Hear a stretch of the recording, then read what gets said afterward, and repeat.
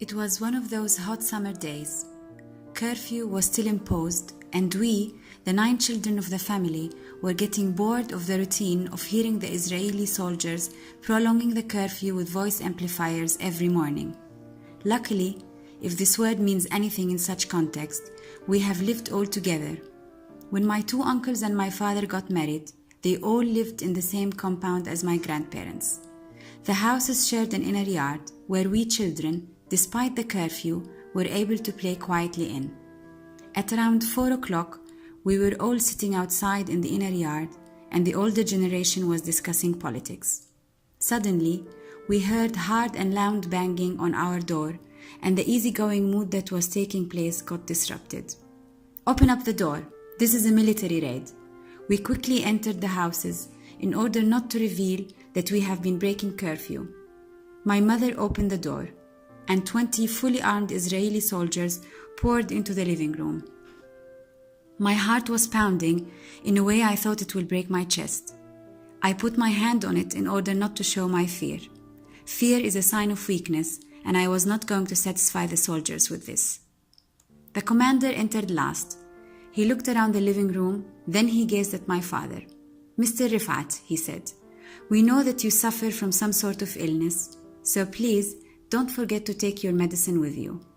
This sentence, which I remember till this very day, 29 years later, had put my whole universe to a halt. The soldiers are taking my father away. Is he a criminal? Is this why they are taking him? I kept asking myself. My mother, probably the strongest woman that I know, saw the look of anguish in my eyes. She came close to me and said, "Bisan, your father is being taken away by the Israeli soldiers because he loves his country and his people, and the occupation cannot afford to have someone like him free." I felt a sense of pride that I could not explain because I was part of this heroic scene. Minutes later, my father was ready. He put on his going-out clothes and re-entered the living room. The commander wanted to put a blind on his eyes and tie his hands. My father refused and said in a resilient and very loud voice, "Not in front of my children." The commander caught my father from the arm and hurried outside with him. I cried, "Dad!" He looked at me and smiled. We followed the military dispatch outside, and there went my father down the stairs into the military jeep. My father, the pillar of my life, my strength as a child, my protector, my comfort, and my love, was being dragged into a jeep like a sheep to his slaughter. I felt my whole world collapsing, and I started crying. I looked at my mother, who was standing next to me. She was breathing loudly, the way you do when you want to suppress your tears. And in a Hollywood-like grace of a fighter, she shouted, "Rifat, our cause is just, and we are the victorious."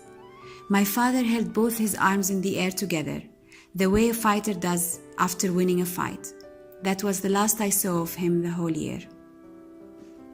This was the summer of 1988, just 3 months after I have turned 6 years old. I remember it as if it was yesterday.